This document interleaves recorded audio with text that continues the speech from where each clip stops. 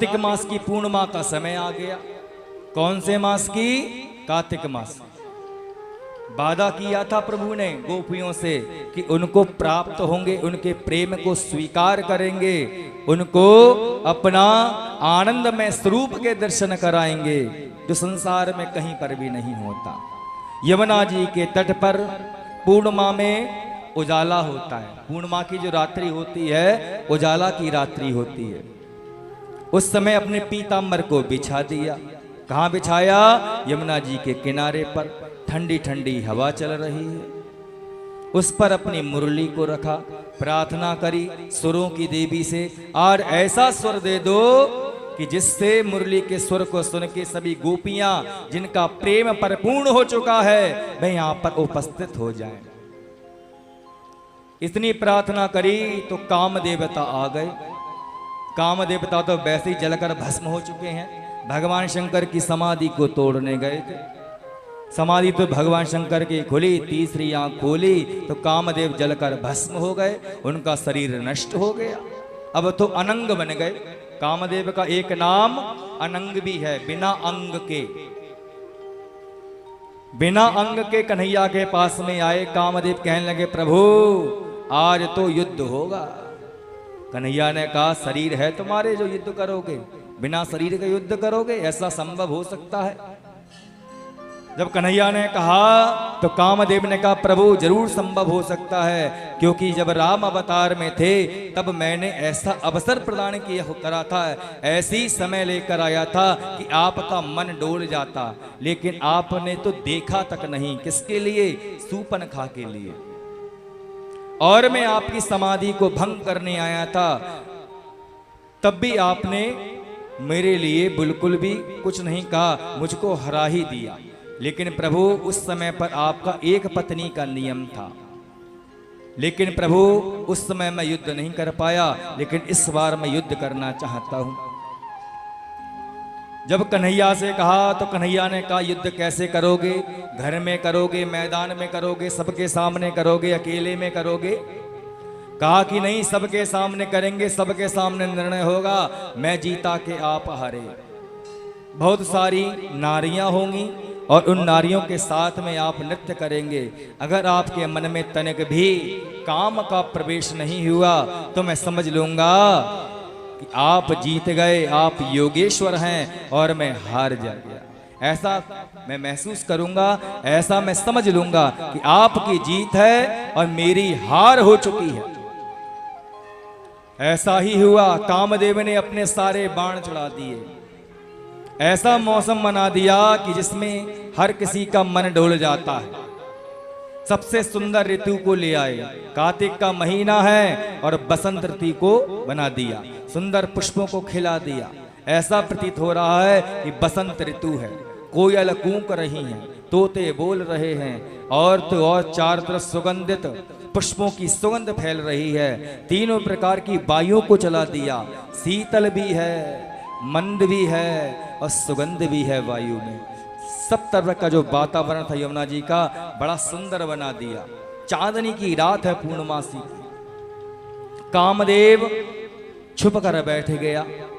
महारास का समय आ गया। कन्हैया ने मुरली को उठाया, अपने होठों से लगा लिया। जैसे ही मुरली को होठों से लगाया है, फिर क्या हुआ? एक एक गोपी का नाम बोलने लगे। सब गोपियों को नहीं बुलाया भाई, जो प्रेम की परीक्षा में पास हो गई थी उनको ही तो पुरस्कृत किया जाएगा। भाई कक्षा में 100 बच्चे पढ़ रहे हैं, 10 फेलियर हैं, तो सबको पुरस्कार नहीं दिया जाता है। सबको प्रगति नहीं होती है। प्रगति किसकी होती है? जो परीक्षा में पास हो जाता है। जो प्रेम की परीक्षा में पास हो गई गोपी, उनके लिए भेजा गया, उनको बुलाया गया। मुरली की आवाज लगा लगा कर उनको बुला रहे हैं। तो एक गोपी जो है वो आटा मल रही थी। मुरली की आवाज को सुना, हाथ धोना ही भूल गई और हाथ में आटा लगा हुआ है, सीधे यमुना जी के किनारे कन्हैया के पास आ गई। एक गोपी जो है वो घुंघरू पहन रही थी, पायल पहन रही थी। मुरली की आवाज को सुना, बेसुध हो गई, पैर की जगह पर हाथ में ही पायल पहन कर आ गई। जिन जिन गोपियों ने मुरली की ध्वनि को सुना, आवाज को सुना, सब बेसुध हो गई कि कन्हैया पुकार रहे हैं, कन्हैया पुकार रहे हैं। मुरली की आवाज को सुने दौड़ती हुई यमुना जी के किनारे पर पहुंच जावे। एक गोपी जो है वह लाली लगा रही थी। मुरली की आवाज को सुना तो लाली होटन की जगह पे पलकन पे लगाए के पहुंच गई। एक गोपी जो है वह क्या कर रही थी, लीपा पोती कर रही थी। लीपा पोती समझ गए, हाथ में लिया ऐसे मला, यहां पे मलना था, हाथन पे मल मलाए के आ गई और सही से मला भी सब दिख रहा था। एक गोपी जो है अपने पतिदेव को भोजन करा रही थी। मुरली की ध्वनि को सुना तो पराठा रखकर, खाना रखकर जैसे ही द्वार से निकलने का प्रयास किया, उस गोपी का हाथ पकड़ लिया उसके ग्वाले ने। अरे कहाँ जा रही हो? तो गोपी ने कहा हमको मुरलीधर बुला रहे हैं, आज बहुत वर्षों का इंतजार पूरा होगा, सदियों से इंतजार कर रही थी, आज प्रभु ने मेरे प्रेम को स्वीकार किया है, आज वो मुझे बुला रहे हैं, आज मुझे जाने से कोई नहीं रोक सकेगा। उस गोपी का ग्वाला माताएं बहनों बहुत चालाक था। द्वार बंद कर दी, कुंडी लगा दी और चाबी लगाए के अपनी जेब में डाल। गोपी भी कम चतुर नहीं थी। गोपी ने ध्यान लगाया, आलती बालती लगाई, ध्यान किया, उसका शरीर वहीं रह गया और उसकी जो आत्मा थी वह परमात्मा के सामने यमुना जी के किनारे पहुंच गई। शरीर को ही तो कोई बंधित कर सकता है, आत्मा को कौन रोक पाएगा? कोई नहीं रोक पा सकता। और ये गोपियां कोई साधारण हैं? ये सभी गोपियां जितनी परमात्मा जिनको बुलाया है वह सभी ऋषि मुनि ही तो हैं, जो गोपी बनकर आए हैं ब्रजमंडल में परमात्मा के प्रेम को प्राप्त करने के लिए। गोपी क्या है? गोपी उस भाव को कहते हैं जिस जीवात्मा की प्रत्येक इंद्रिय, प्रत्येक अंग परमात्मा की भक्ति में, परमात्मा की पूजा में, परमात्मा के प्रेम में डूबी रहती है, जिसकी सारी इच्छाएं, जिसके सारे अंग परमात्मा की ललायत रहते हैं परमात्मा की सेवा करने के लिए। तो इस भाव को ही तो गोपी कहा गया है।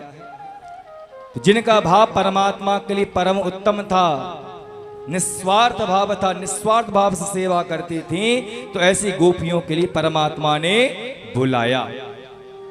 जब सब गोपियों को बुला लिया तो गोपियों से पूछा तुम यहाँ पर आई क्यों हो, किसने तुम्हें बुलाया, किस कारण से आई हो?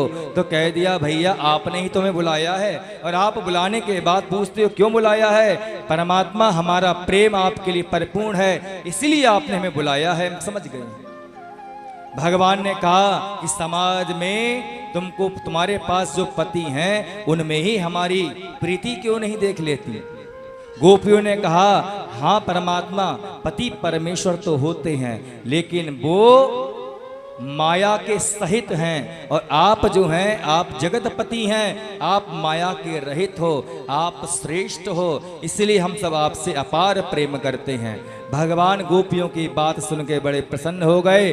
जिस प्रकार एक पिता अपनी पुत्री को हृदय से लगाता है, उसी प्रकार सभी गोपियों को परमात्मा